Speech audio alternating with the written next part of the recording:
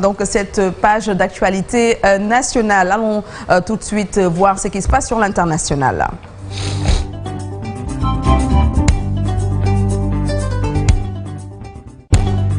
3 journalistes tués, Cheikh Tidiane Diawo, cette nuit dans une frappe israélienne à la frontière libano-syrienne. Selon l'agence de presse libanaise qui a donné l'information, la frappe a touché un hôtel à Asbaya, à une 50aine de kilomètres au sud de Beyrouth. Une camérawoman et un ingénieur travaillant pour la chaîne de télévision pro-iranienne Al-Mayadine et un caméraman de la chaîne de télévision du Hezbollah Al-Manar sont morts.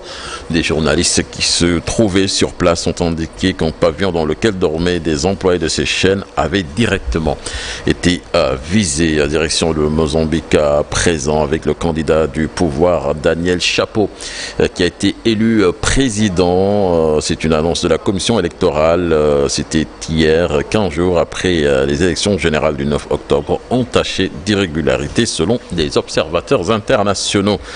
16 personnes ont été tuées ce jeudi dans le sud du Mexique dans des affrontements entre forces de sécurité et des délinquants présumés. 14 personnes ont ensuite été tuées après avoir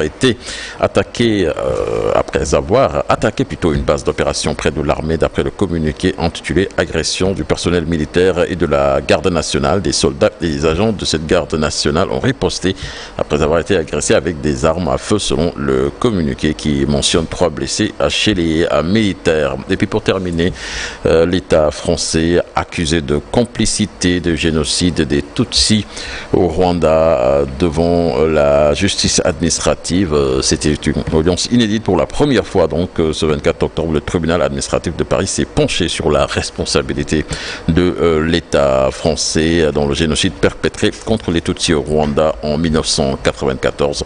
Parmi les faits reprochés à l'État français dans une requête portée par 2 associations et une vingtaine de rescapés, le soutien présumé à un régime génocidaire à travers un accord d'assistance militaire, les manquements des opérations françaises au Rwanda comme à Marilis, au Turquoise et notamment l'abandon de civils sur les collines de Bicero. Je failli dire sur le Nata Tchaïna aussi là-bas. Merci beaucoup. Merci cher Tidiane Diawo. Donc pour ces informations mbokk yi gërëm leen bu baax a baax ni ñu koy waxee nag bés bu nekk ci ni ngeen àndee vraiment ak télévision Futur Média, la première matinale du Sénégal. Kenn naatable wu ko Info Matin, donc comme tous les matins ñu ànd ak yéen ba 9h30 jukki leen xibaar yi. Ci kanam nag am na benn document bu am solo bu ñu leen di indil ci wàllum kon transhumance mais également danañu kon daani am njàngat bu am solo